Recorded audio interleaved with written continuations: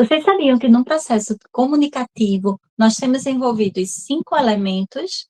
Os 5 elementos da comunicação também trazem aspectos das 5 funções da linguagem. Então, temos o conteúdo na aula de hoje que cai muito no Enem. Vamos lá?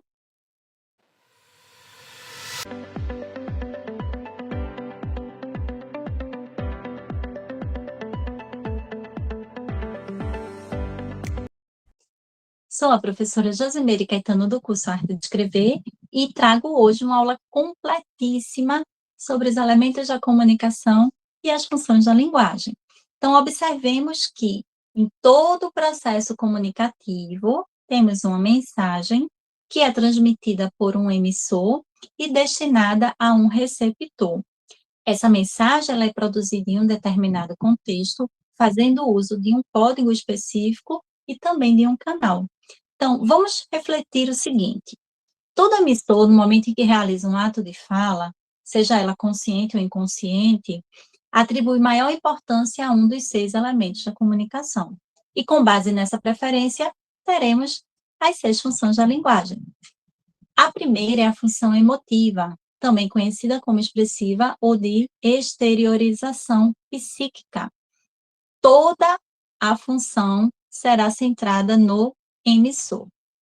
Um exemplo, Sentimento do Mundo, de Carlos Drummond de Andrade. Tenho apenas 2 mãos e o sentimento do mundo, mas estou cheio de escravos. Minhas lembranças escorrem e o corpo transige na confluência do amor. Quando me levantar, o céu estará morto e saqueado. Eu mesmo estarei morto. Morto meu desejo, morto o pântano sem acordes. Os camaradas não disseram que havia uma guerra e era necessário trazer fogo e alimento. Sinto-me disperso, anterior às fronteiras. Humildemente vos peço que me perdoes. Quando os corpos passarem, eu ficarei sozinho, desfiando a recordação do cineiro, da viúva e do microscopista, que habitavam a barraca e não foram encontrados ao amanhecer. Esse amanhecer, mais noite que a noite. Então, temos aí Drummond, maravilhoso, e a função emotiva da linguagem, que é justamente caracterizada pela expressividade, pela construção em primeira pessoa. Então, tem características com a predominância de verbos e pronomes em primeira pessoa, uso de interjeições. Por quê? Porque elas são responsáveis por revelar o estado emocional do falante. Adjetivos valorativos e sinais de pontuação, como reticências e pontos de exclamação. Temos a função conativa, também chamada de apelativa. É uma das que eu mais gosto. Então, está muito presente na publicidade, né? É um recurso amplamente utilizado em textos que tem como intenção convencer o destinatário da mensagem. Temos esses sorvetes, picolés, deliciosos, moda fitness, propaganda de um curso de inglês. Então, quando nós escrevemos um texto, as nossas intenções ficam ali, claras, evidentes, na construção textual. Para que isso aconteça, nós vamos adequar nossa linguagem para atender a um objetivo específico nesse processo de comunicação. E, por meio dela, podemos transmitir informações das mais diversas. As funções estão centradas nos elementos da comunicação, e a função apelativa é uma delas. Em relação à função referencial, ela também pode ser chamada de função informativa ou cognitiva, porque ela é a mais utilizada no nosso dia a dia. E, nesse sentido, ela está centrada naquilo do que se fala. O compromisso é com a informatividade. Quais são as características dessa função? Nos textos em que prevalece a função referencial, a mensagem está centrada no referente, ou seja, naquilo de que se fala. Normalmente são textos escritos em terceira pessoa, ele ou ela. Nos textos em que prevalece a função referencial, as frases são estruturadas na ordem direta: sujeito, verbo e complemento, evitando inversões sintáticas na estrutura deslocamentos, por exemplo, expressões deslocadas que possam prejudicar o entendimento da mensagem. Então, temos um exemplo aqui de mensagem referencial, que é justamente a linguagem do rádio multimídia.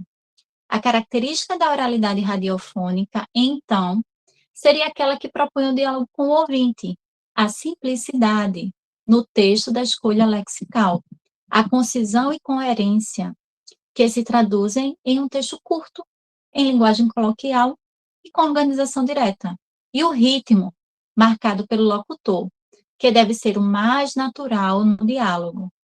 É esta organização que vai reger a veiculação da mensagem, seja ela interpretada ou de improviso, com o objetivo de dar melodia à transmissão oral, dar emoção, personalidade ao relato de fato.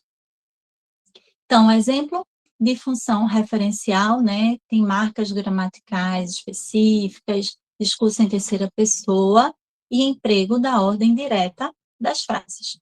E a função fática, prof? Ela é bem espontânea, né? A função fática, ela promove todo o ato comunicacional, trazendo a relevância desse ato para a comunicação, até situações corriqueiras de fala do nosso dia a dia. Quando utilizamos a linguagem para manter contato com o destinatário, ocorre a função fática, mantendo-nos assim conectados durante todo o processo da comunicação.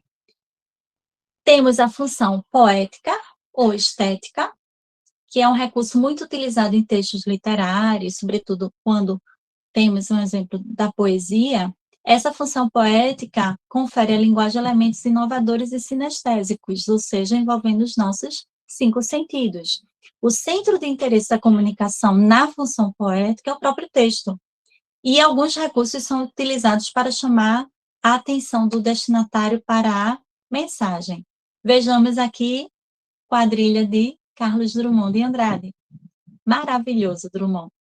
João amava Teresa, que amava Raimundo, que amava Maria, que amava Joaquim, que amava Lili, que não amava ninguém. João foi para os Estados Unidos, Teresa para o convento, Raimundo morreu de desastre, Maria ficou para tia, Joaquim suicidou-se, e Lili casou com J. Pinto Fernandes, que não tinha entrado na história.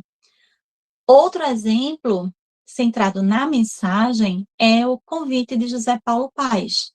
Poesia é brincar com as palavras, como se brinca com bola, papagaio, peão. Só que bola, papagaio, peão, de tanto brincar, se gastam. As palavras não. Quanto mais se brinca com elas, mais novas elas ficam. Como a água do rio, que é água sempre nova. Como cada dia, que é sempre um novo dia. Vamos brincar de poesia? E esse exemplo aqui de poesia concreta, né? Beba Coca-Cola, babe cola, beba cola, babe cola, caco, caco, bola, cloaca. E brinca-se com a disposição das palavras nessa poesia de Décio Pignatari. Então, o autor irá criticar o domínio de uma fórmula usada em sociedade em massa, que é o uso da Coca-Cola. E a função metalinguística? Meta é prefixo, quer dizer em si mesmo. Então, é a língua falando dela mesma. Quando a preocupação do emissor está voltada para o código, ou seja, para a própria linguagem, está presente aí a metalinguagem. Quando o código é centrado na mensagem, dizemos que está presente a função metalinguística. E ela está relacionada com a abordagem do próprio código, manifestando-se em textos, poemas e artes plásticas. Aqui temos um exemplo de metalinguagem, né? Uma aula de língua portuguesa separando as sílabas da palavra metalinguagem e dando significado, explicação de código pelo código, linguagem sobre a linguagem. E não pensem que as funções da linguagem também não estão presentes nas artes. Está, sim, presente em várias manifestações artísticas, por exemplo, nas artes plásticas, quando esta fala sobre a própria pintura. Observe a tela intitulada Autorretrato de Vincent van Gogh. Ele pintou o seu próprio retrato. Vamos praticar? A primeira questão traz um poema de Cassiano Ricardo e diz que é possível encontrar as seguintes funções da linguagem. Então, vamos procurar mais de uma função da linguagem. Poética. O que é poesia? uma ilha cercada de palavras por todos os lados. Que é poeta? Um homem que trabalha um poema com o suor do seu rosto, um homem que tem fome como qualquer outro homem. Quais são as funções de linguagem predominante nesse poema belíssimo de Cassiano Ricardo? Alguns se destacam na leitura, não é? Como é o caso da função poética e da função metalinguística. Por quê? Há o predomínio dessas duas funções. A poética tem como objetivo a mensagem e apresenta técnicas voltadas para o processo de estruturação da língua. E a metalinguagem, cujo foco é o código, seja ele linguístico ou extralinguístico, está presente a partir do momento que é um poema explicando o que é poema. Na verdade, ele fala da poética, né? Que nada mais é do que essa expressão de poesia. Questão 2, algumas assertivas para procurarmos a resposta correta, então vamos ver se elas são verdadeiras ou falsas. Assertiva número 1. A poesia, ao contrário do poema, é composta por uma forma estática. A mensagem deve ser elaborada apresentando a mesma quantidade de versos e estrofes. Isso está certo ou está errado? Assertiva número 2. A poesia pode estar presente em paisagens e objetos, enquanto o poema faz referência ao gênero textual. Vão analisando, vão marcando aí se as assertivas são verdadeiras ou falsas. 3. Não existem diferenças entre a poesia e o poema. Ambas as denominações dizem respeito ao mesmo gênero textual. Ou 4. Poesia vem do grego poesis, que pode ser traduzido como atividade de produção artística. É, portanto, uma definição mais ampla do que a definição de poema, nome dado aos textos feitos em versos. Então, só podem estar corretas as alternativas 2 e 4. Por quê, prof? A poesia tem como principais características a divisão do texto em parágrafos e a objetividade. Possui duas significações possíveis. Pode se referir à maneira como o texto é escrito, ou seja, ao gênero ao qual ele pertence, e pode se referir ao conteúdo, ou seja, a tema contemplado em determinada obra. Questão 3 também pede para que nós verifiquemos a alternativa correta. Então, vamos ler com muita atenção. Letra A. Texto composto em versos e estrofes, podendo dele fazer parte a rima e a métrica, conforme a disposição dos versos e dos outros elementos estruturais. Recebe classificações ou nomes específicos, como soneto, epopeia, haikai, entre outros. Letra B. Forma de escrita de um texto em parágrafos. Muda tudo agora, né? Apresentando discurso direto e livre. Nele há predomínio da linguagem denotativa de dicionário e coração.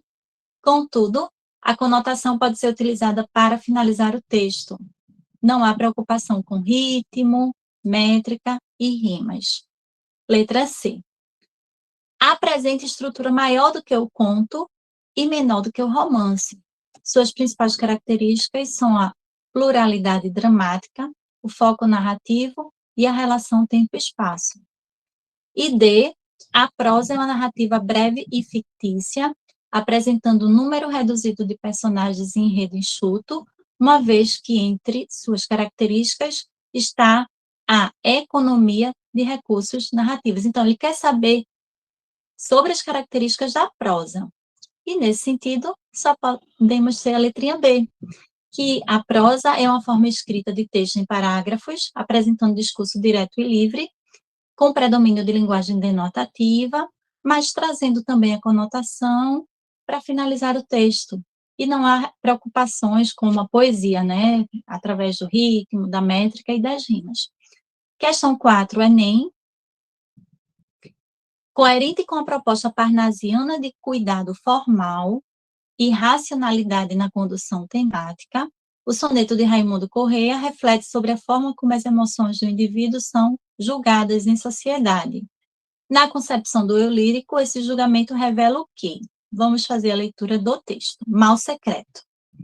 Se a cólera que espuma, a dor que mora na alma, e destrói cada ilusão que nasce, tudo que punge, tudo que devora, o coração, no rosto se estampasse. Se eu pudesse, o espírito que chora, ver através da máscara da face, quanta gente, talvez, que inveja agora, nos causa, então, piedade nos causasse. Quanta gente que ri, talvez, consigo, guarda um atroz recôndito inimigo, como invisível chaga cancerosa. Quanta gente que ri, talvez existe, cuja aventura única consiste em parecer aos outros venturosa, bem parnasiando, não é verdade? Então, o eu lírico traz um julgamento que revela a necessidade de ser socialmente aceito, leva o indivíduo a agir de forma dissimulada.